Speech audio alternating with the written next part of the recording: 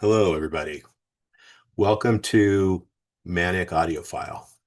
My name is Joe, and I am a manic audiophile. Kind of like a AA meeting, right? Or a 12-step program. My name is Joe, and I'm a recovering audiophile. But instead of a recovering, I'm a manic audiophile. I started this journey, depending on how you look at it, about 45 years ago when I was just a kid and listening to his brothers and sisters' music. This is, think, mid to late 70s when I'm stealing copies of Al Stewart's Year of the Cat, not stealing them, but borrowing them.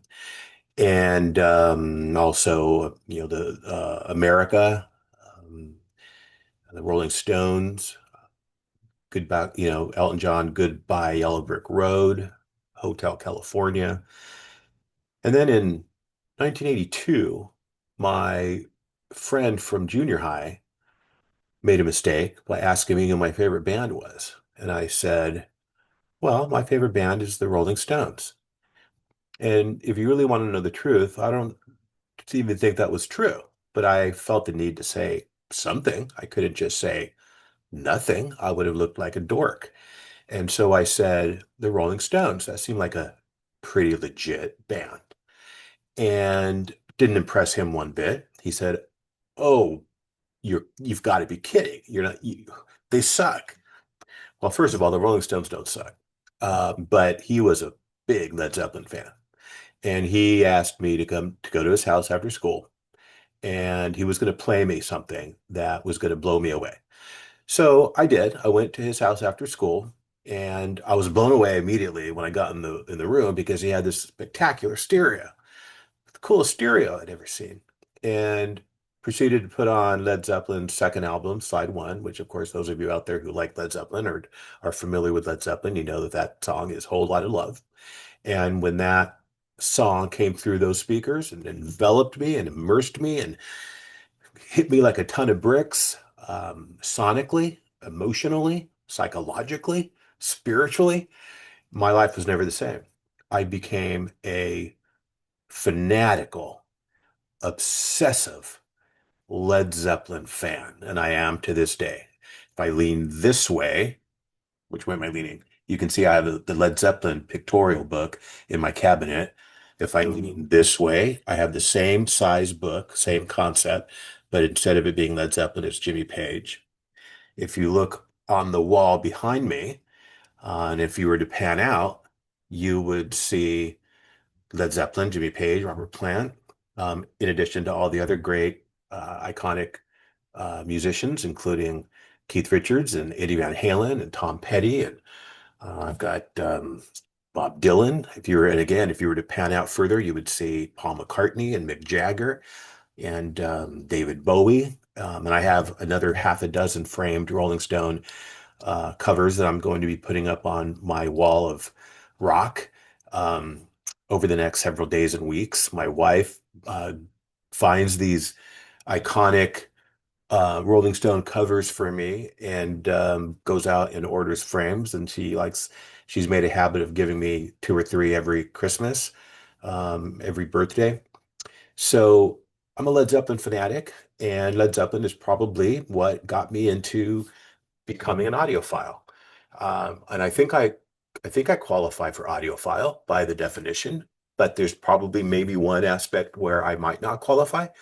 I think I qualify now, but I probably didn't qualify before because I never watched or listened to, I should say, music that was audiophile grade quality if it didn't fit within the four corners of my preferred genre. And as I've explained, my preferred genre was classic rock with a heavier architecture, i.e., Led Zeppelin, Rush, Van Halen, you know, the bands that kind of dominated the 70s, and then subsequent to the 70s when bands like Led Zeppelin weren't around anymore, sort of took on the mantle of heavy, hard, music that shook the walls. Think, Def Leppard, AC/DC. Although of course AC/DC was playing music in the 70s too. So anyway, my point being that I didn't go out of my comfort zone to listen to music simply because it was recorded well. Now, I was aware of music that was recorded well within my preferred genre. For example, I knew and understood very early on that Dark Side of the Moon was a brilliant recording, engineered by none other than Alan Parsons. I understood that Steely Dan's Asia album, one of the best recordings perhaps ever put down on tape. I would add to that, meticulous recordings, even a digital recording like Dire Straits' Brothers in Arms. So I was aware of that there were standouts in terms of the recording quality, and I would seek those out, whether it was vinyl or CD. But today, what I find myself doing very often, in fact, most of the time, is seeking out high quality, sonically excellent recordings, even in genres that I have never really paid much attention to. And I'm enjoying doing that because music sounds wonderful when it's well recorded and it's played on an audiophile grade reference system. And so that brings me to the kind of the second part of this journey, and kind of gets into the substance of the channel for me, which is the gear, the audiophile gear that I'm cultivating. I had originally started this hobby out 6, 7 months ago. But again, I really started out 50 years ago, 45 years ago, but never had the resources that I needed to be able to really build a reference system that met my hopes and desires. That didn't come along until, later in life.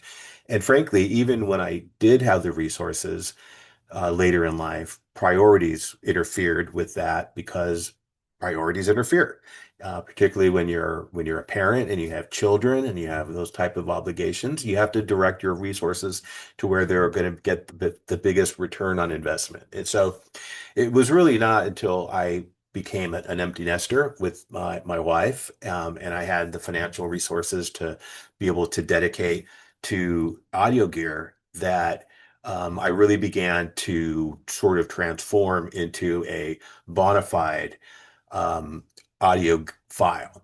Not only in intention as far as what I listened to, but also in terms of my listening experience, of the listening room that I've been cultivating. But initially, my goal, the vision of what I was going to do was exclusively vintage gear. I love vintage audio gear. I love the way it looks. I love the way it makes me feel. I love the memories it brings back. And I love the way it sounds, to be honest with you. I love everything about it. What I don't love about it is, frankly, just very, very candidly, I don't want to spend a lot of time fixing my audio gear. I don't want to spend a lot of time unplugging my receivers and my speakers and my, whatever it is I'm using, and taking it to get serviced and putting it on somebody's bench and waiting a week or two or three for it to get returned to me. Remember, I'm the manic audiophile. I'm very manic. I don't want to wait to listen to my music. I don't want to have to go weeks without being able to play my albums and listen to my CDs and stream music. So I decided to pivot about 90 days ago. Um, so not, we're in December 8th to be exact. So 90 days ago, I made it kind of just sort of a not a psychological decision, but just a calculated personal decision that rather than pursuing the vintage adventure and journey, I was going to go new. And so that's what I've been doing for the last 90 days. And so let me give you a little bit of an idea of what I have behind me. What you see behind me is my listening room. That's the wall where I have the gear. That's the cabinet that I have all of my components sitting on and adjacent to. So beginning right behind me is the Luxman L507Z. Now I got that from Daniel at Vinyl Sound in New York City. Oh, I'm sorry, Seneca, New York. And Daniel's a great, great guy. And I highly encourage you to work with Daniel and Jim over at Vinyl Sound. The next time you decide to buy something nice, whether it's a pair of speakers, um, an integrated amp, CD player, whatever the case may be. So that amp behind me, integrated by Luxman, is just fantastic. I can't say enough great things about it. To the right of the Luxman integrated amp is a Thorns turntable with an Audiophile 2M Blue cartridge that I installed on it about 6 months ago. That cartridge now has 101 hours. I know that because I have an app that tells me that. And originally, when I bought the turntable, and I bought it as at a used record reseller, nothing exquisite about the Thorns. It's a nice table, and there's nothing exquisite about the 2M Blue. It's a nice cartridge. Sounds good, but the intention was to play the hell out of it and then quickly upgrade to a 2M bronze and then or maybe even a 2M black. Because again, remember, I'm the manic audiophile. You can't you can't repress me when it comes to going out and spending money on this stuff, whether I need to or not. To the left of the Luxman 507Z is a Luxman turntable, the PD121A. This is a vintage, legitimately vintage turntable from the late 70s. I bought it from Dan at Dallas Vintage Audio. Dan's a great guy too. I bought it on vacation and he shipped it to me so that it was here waiting for me when I came home. He packaged it with the care of somebody who really, really loves what he does and who he does it for. So thank you, Daniel, or Dan, I should say, for the tremendous attention to detail. But it's worth pointing out that he insisted on taking the tone arm off when he shipped it, and also the desk cover too. So I need to have the tone arm. It's an SME tone arm with a Sumo cartridge, which is not going to go back on that tone arm, by the way, because Sumo cartridges are, the one on that table is 25 years old, and we know that because Sumo hasn't made a new cartridge in over 25 years. I don't think they've done anything in the neighborhood of cartridges, frankly, in 25 years. They were once a very boutique maker of cartridges. I believe they're here in Los Angeles somewhere, but they're not doing that anymore. So I'm going to put on an Ortophon. I'm leaning towards the Ortophon moving coil X40. Um, I want to go moving coil because I already have the moving magnet, and I have behind me in the cabinet behind those barn doors. I have a Luxman E250 phono amplifier, which I bought from Luxury AV in Las Vegas. Thomas is the owner over there, made me a great deal, took care of me, and shipped that out to me.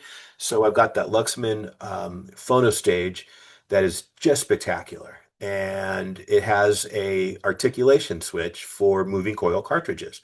So I made the decision of going toward moving coil because my phono amplifier has a capability for moving coil and does it in a special way. And so I want to be able to take full advantage of the Luxman phono amplifier, and I can do that with a moving coil. And so that's what's going to happen on that. The little speakers you see there are KEF 1033s. I bought these from a audiophile collector in North Hollywood. And I also bought a pair of Yamaha NS, I don't know the number, but a beautiful, beautiful pair of vintage Yamaha speakers, the ones that you've seen. I'm sure you've seen them. Um, Beautiful wood cabinet and big, three-way speaker and with the dials that you can move the mid-range back and the treble back and forth. Beautiful speaker. I recently sold those. And the KEF 1033s are going to go into one of the bedrooms just as soon as I receive my brand new pair of Wharfdale Super Lintons that I also bought from Daniel at Vinyl Sound in New York. Those will be arriving hopefully at the end of this week. He shipped them out to me today. Today's December 8th. And so I hope to get them Friday, but it could be Monday. The mail moves sometimes slow as a snail, especially when you're excited about getting something. So those are on the way, and those will replace the Kevs. Also on the way are a pair of Rel T9X race car red subwoofers. So those are going to go into the corner of that wall, and they're going to sit next to those Lintons, and it's going to be absolutely spectacular. I cannot wait. So that's the chain as it's currently configured. Oh, I also forgot that for Dan from Upscale, or sorry, Dan from Dedicated Audio is sending me the Luxman D03X CD transport. So that's going to be shipping here in the next several days and will be in my chain, which will really elevate the digital side of my front end. Currently, I'm using a topping DAC, which is cute. It's $150, does a good job. I'm using my Audiophile software program on my ThinkPad, running an USB AB connection to the topping DAC, and then of course that into the Luxman receiver. Plays great. It's beautiful. I love it. Nowhere near what's going to happen and how it's going to transform with the Luxman the DO3X. That's going to be just a whole new level of audiophile grade sonic integrity for my reference system. So super stoked to be in this hobby. This is my first video. I will make more. As soon as I have the new components in the chain, I'll take a new picture and use that as my background. So when we're talking, you'll know exactly what I have. You can decide whether I know what I'm talking about or not. Who knows? I probably don't know what I'm talking about, but it doesn't matter because I have fun talking about it, and hopefully you'll have fun watching my video, just like I have fun watching a lot of you out there in YouTube world and audiophile land.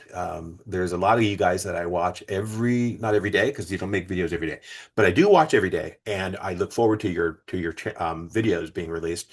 And I learn a lot from you guys, and you guys keep it fun. You guys keep it interesting. So, thank you for paying any attention to me at all, assuming you did. And I will see you the next time. Okay, take it easy. Bye.